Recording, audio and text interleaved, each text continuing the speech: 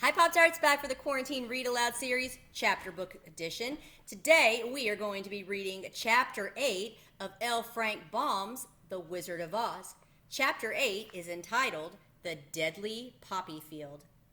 Our little party of travelers awakened the next morning, refreshed and full of hope, and Dorothy breakfasted like a princess off peaches and plums from the trees beside the river.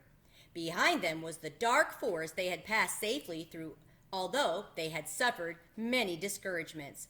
But before them was a lovely, sunny country that seemed to beckon them to the Emerald City. To be sure, the broad river now cut them off from this beautiful land, but the raft was nearly done, and after the Tin Woodman had cut a few more logs and fastened them together with wooden pins, they were ready to start. Dorothy sat down in the middle of the raft and held Toto in her arms.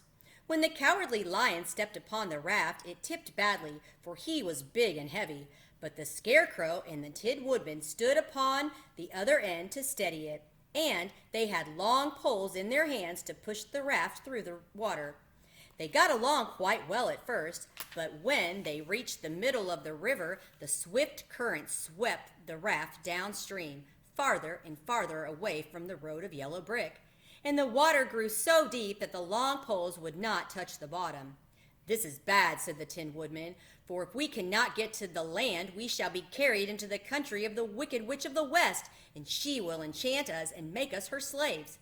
And then I should get no brains," said the Scarecrow. "And I should get no courage," said the Cowardly Lion. "And I should get no heart," said the Tin Woodman. "And I should never get back to Kansas," said Dorothy. "We must certainly get to the Emerald City if we can." The Scarecrow continued, and he pushed so hard on his long pole that it stuck fast in the mud at the bottom of the river.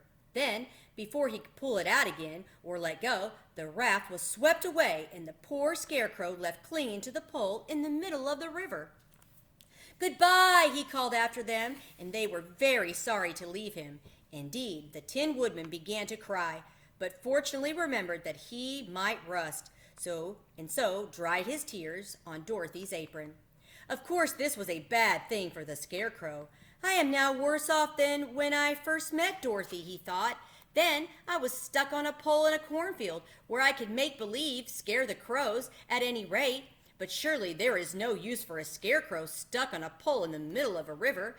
I am afraid I should never have any brains after all."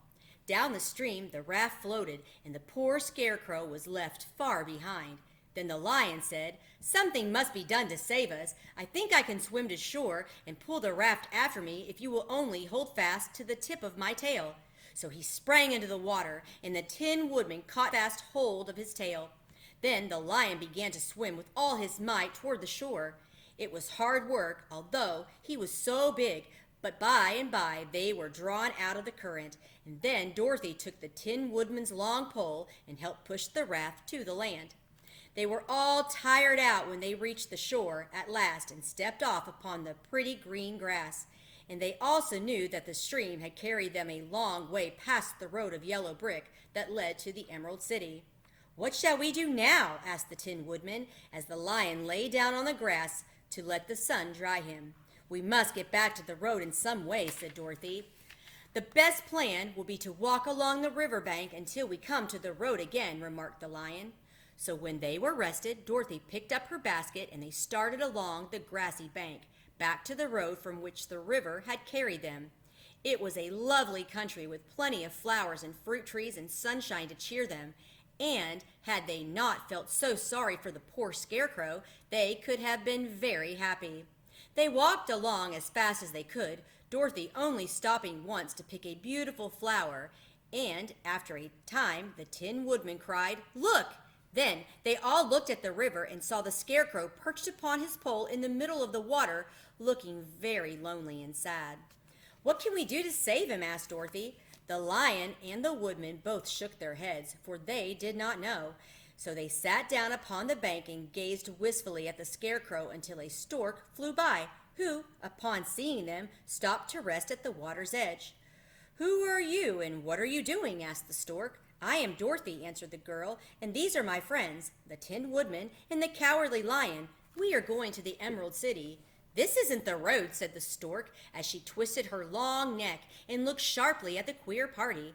"I know it," returned Dorothy, "but we have lost the Scarecrow and are wondering how we shall get him again." "Where is he?" asked the Stork. "Over there in the river," answered the little girl. "If he weren't so big and heavy, I could get him for you," remarked the Stork. "He isn't heavy a bit," said Dorothy eagerly, "for he is stuffed with straw.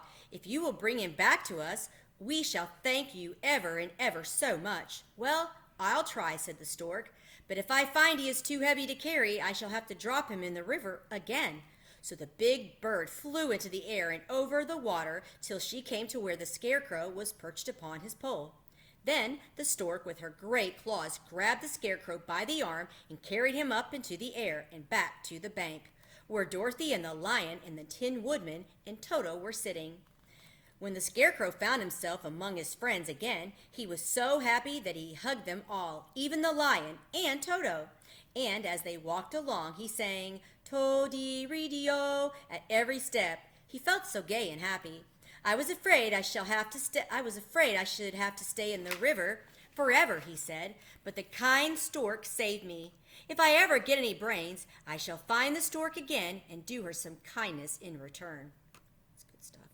"That's all right," said the Stork, who was flying along beside them. "I always like to help anyone in trouble, but I must go now, for my babies are waiting in the nest for me. I hope you will all find the Emerald City and that Oz will help you."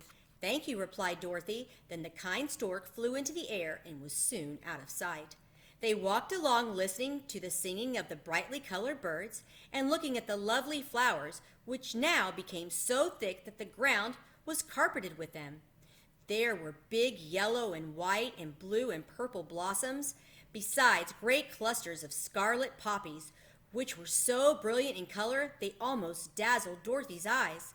"Aren't they beautiful?" the girl asked, as she breathed in the spicy scent of the bright flowers. "I suppose so," answered the Scarecrow. "When I have brains, I shall probably like them better." "If I only had a heart, I should love them," added the Tin Woodman. "I always did like flowers," said the Lion. "They seem so helpless and frail, but there are none in the forest so bright as these."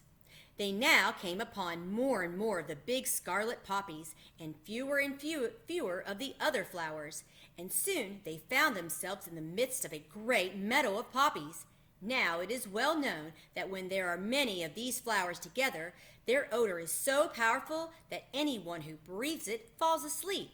And if the sleeper is not carried away from the scent of the flowers, he sleeps on forever. But Dorothy did not know this, nor could she get away from the bright red flowers that were everywhere about. So presently her eyes grew heavy, and she felt she must sit down to rest and to sleep. But the Tin Woodman would not let her do this. "We must hurry and get back to the road of yellow brick before dark," he said, and the Scarecrow agreed with him. So they kept walking until Dorothy could stand no longer. Her eyes closed in spite of herself. Then she forgot where she was and fell among the poppies, fast asleep. "What shall we do?" asked the Tin Woodman. "If we leave her here, she will die," said the Lion. "The smell of the flowers is killing us all. I myself can scarcely keep my eyes open, and the dog is asleep already." It was true. Toto had fallen down beside his little mistress, but the Scarecrow and the Tin Woodman, not made of flesh, were not troubled by the scent of the flowers. "Run fast," said the Scarecrow to the Lion. "Get out of this deadly flower bed as soon as you can.